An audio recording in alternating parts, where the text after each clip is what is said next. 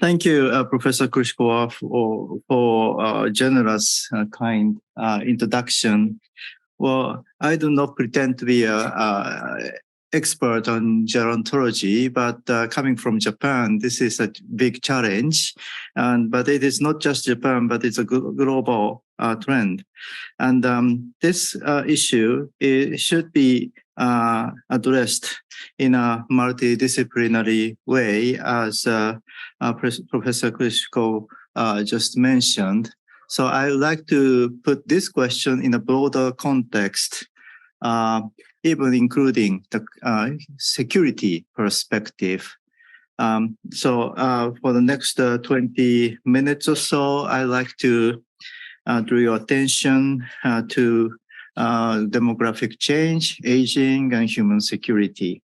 So shall I move to? Yes. So world population today.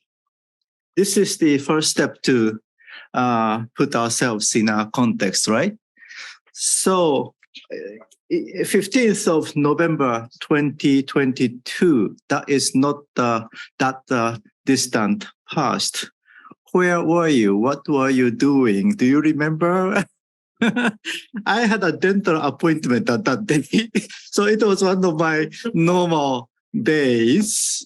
But does anybody know the meaning of this day? I was teaching and it came up on the news. All right. So he knows the answer. But that is a day the world's population surpassed 8 billion. So that's the where we are. And it took hundreds of thousands of years for the world population to grow to 1 billion. Then in just another 200 years or so, it grew sevenfold. So now, 2011, the population became 7 billion, and now 8 billion.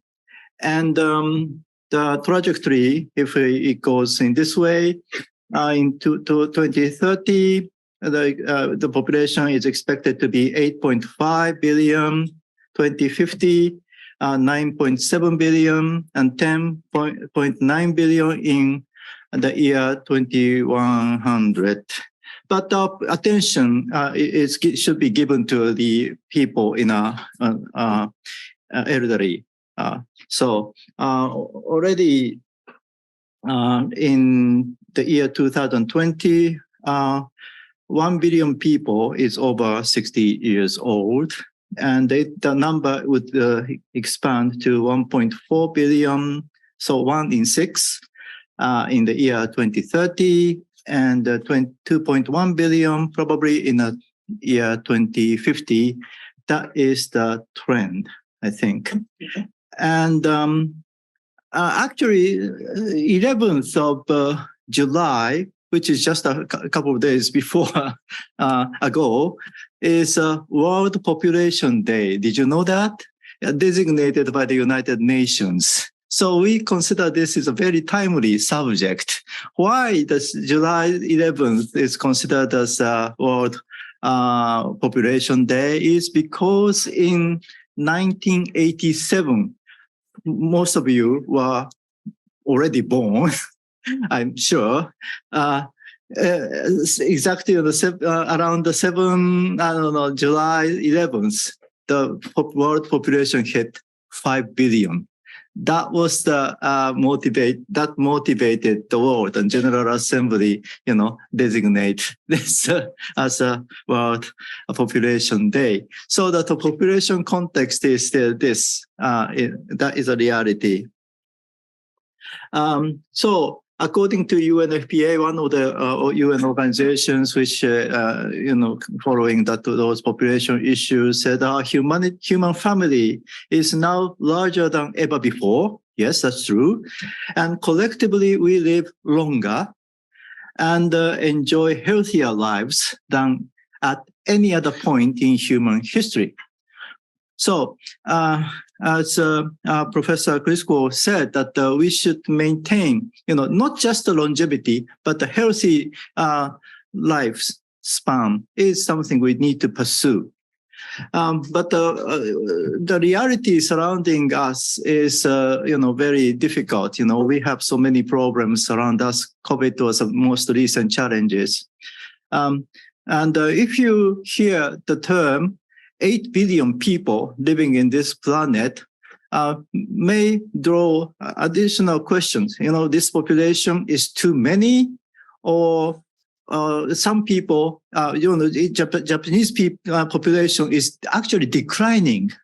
So we should take care of this issue as well. So some say that the population is too few in that sense.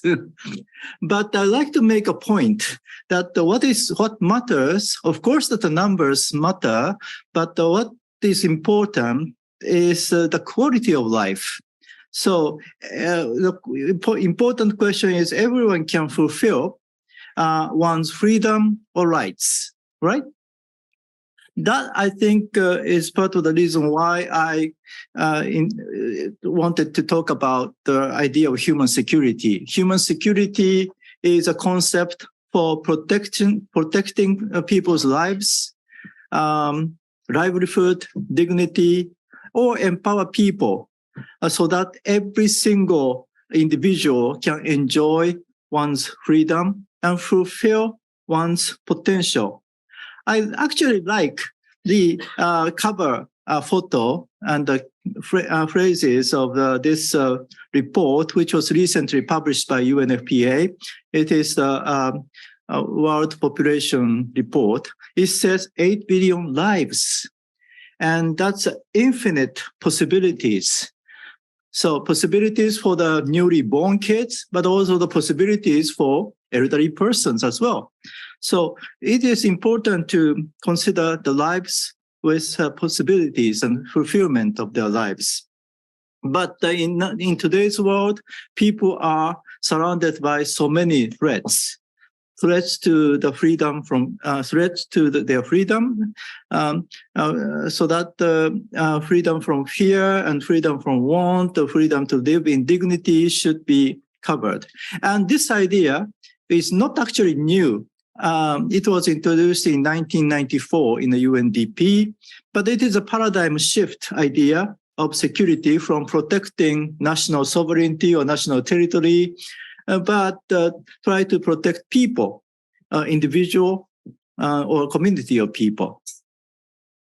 So I think when we think about the population, how we ensure the security of each one of them is a very important matter to think about. But at the same time, we need to see the trend, the trajectory of what we call the Anthropocene and the Great Acceleration. Have you heard about this idea of Great Acceleration? Well, as population grows to sharply rise up in a left upper side corner shows, the rest of the things also goes up. Usually, the human activity grows so that GDP should grow and actually grown, and the use of energy grown, and the transportation, telecommunication, and everything. But that impacted, naturally to our planet, right? So that is Earth system's trends, the human impact on the planet. So I said earlier, the trajectory of the population in the year 2050 and 2100, but it all depends on we can secure our environment and we can maintain the sustainable future. And again, if you look at this trajectory of great acceleration, those who are born probably after 1950, including myself, is responsible in a sense to create today's world, which has a lot of stress to the planet.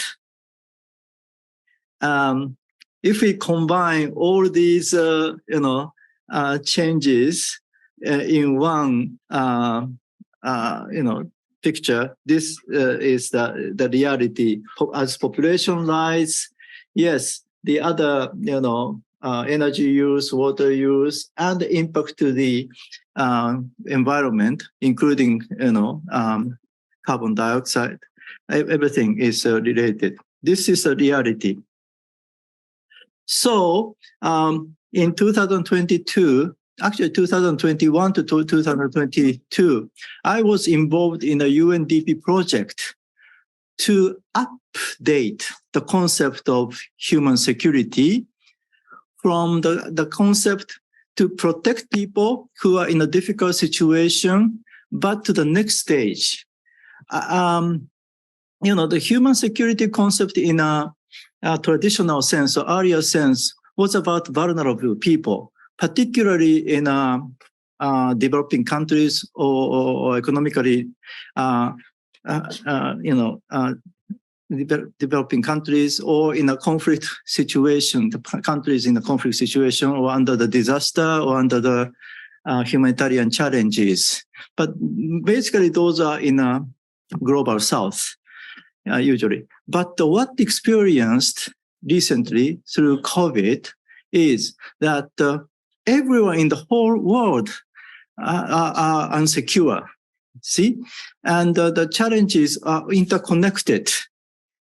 So that most of the challenges are caused by human beings, by ourselves.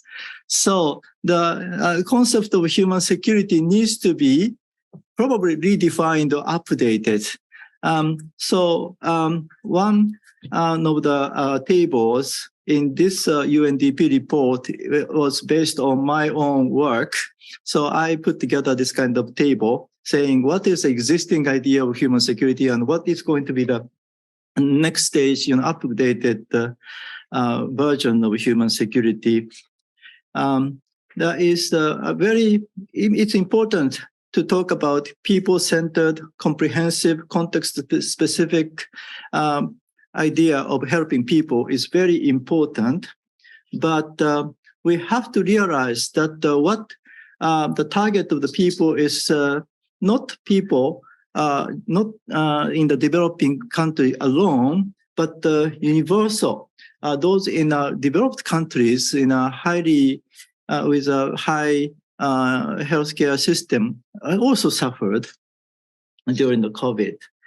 And we have new challenges, not just a conflict or natural disasters, but the digitalization for how that the AI and other advanced technology can help our lives reach, but at the same time it can affect our lives.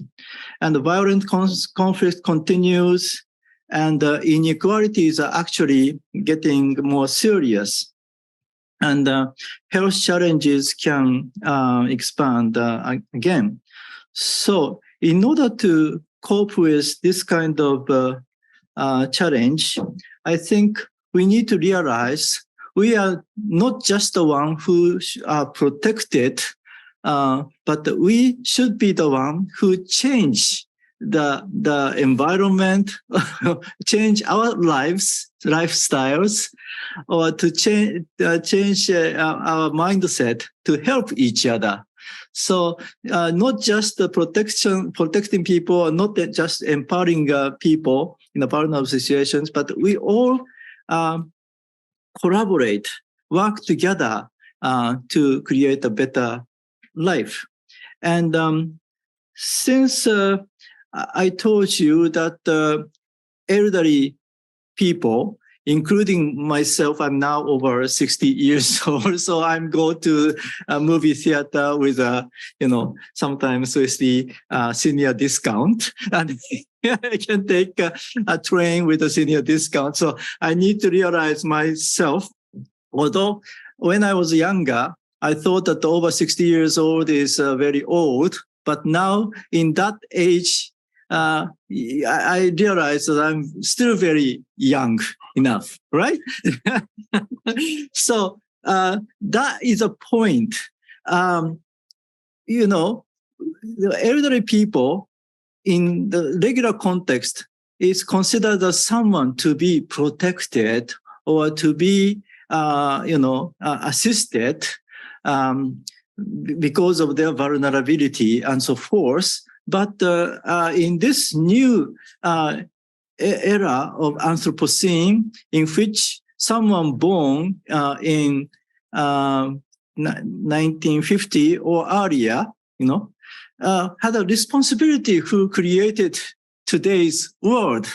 So one of the points I wanted to make seriously here today is to encourage the elderly people not just try to be being protected or supported. Of course, we need extra care to help the people in needs. But we need to engage the elderly people or to encourage them to have a sense of responsibility and even to lead the world to create the better future for the next generation. That is the kind of sense of agency is something I like to emphasize. The reason why I emphasize this is that today we are at a very important major watershed moment in global history. Whatever choices we make today will impact to the future in the 2030, and also to the 2050, and also to the 22nd century and so forth. SDGs are there to guide us what kind of choices we should be making. But we shouldn't wait until 2030, 2030 to make the choices. The real choice needs to be made today. Otherwise, that the result cannot be achieved in 2030 or 2050 or beyond. And the choice is very obvious, whether we maintain the current path, which makes the world totally unsustainable, so that the world will not be the same in the year 2050 or 22nd century. Our generation, next generation cannot live the life like us because the temperature goes up too high and the inequality becomes much higher. And but we have a choice to make our world more transformative ones. Net zero carbon neutral society or world free of nuclear weapons and no fear of terrorism, prosperity and peace for all. Those are the things we can choose to do this now. And I think that the elderly people still have a role to play, not just being, protected as a vulnerable, portion of the population. I think we have three distinct characters in the contemporary human security threats. These threats are existential. You see, it affects the people's lives and the planet. The COVID is one thing, COVID is there, and also climate change and the nuclear threats, everything. Right? And no one is safe until and unless everyone in the whole humanity is on this planet is safe. This is a lesson we learned from COVID. And these threats are Anthropocene. The Anthropocene is a geological age concept of human beings are making that era. So everything caused by human beings can be fixed by our own, human activities. And we have created many problems, consciously or unconsciously. So we have to be an agency or the agent for the change for the better to save succeeding generations and the planet through much greater sense of solidarity and becoming not a part of the problems, but part of the solution. I talked about the concept of collective security for humanity and the planet. This is one of my recent ideas, which I would like to put forward in various forums. So I would like to take this opportunity to introduce this concept to you to consider. Traditional idea of collective security is to help one country when it is invaded, and then to work together to save that country to be independent and so forth. Yes, that recent situation in Russia, Ukraine tells that that concept is still relevant. But what matters today is to think about the whole humanity and the planet, in which, elderly persons have a role to play. So my conclusion today is that collective security for humanity and the planet is one of the choices we should be making, and in which that role of the older people, elderly persons, have a significant importance. So it is time to think about other people, how to care them for their special needs and others where need be. But at the same time, we like to encourage those people to work for the future. And I think if they have a sense of mission, if I have a sense of mission, we can be young again. So that's my conclusion. Thank you very much for your kind attention.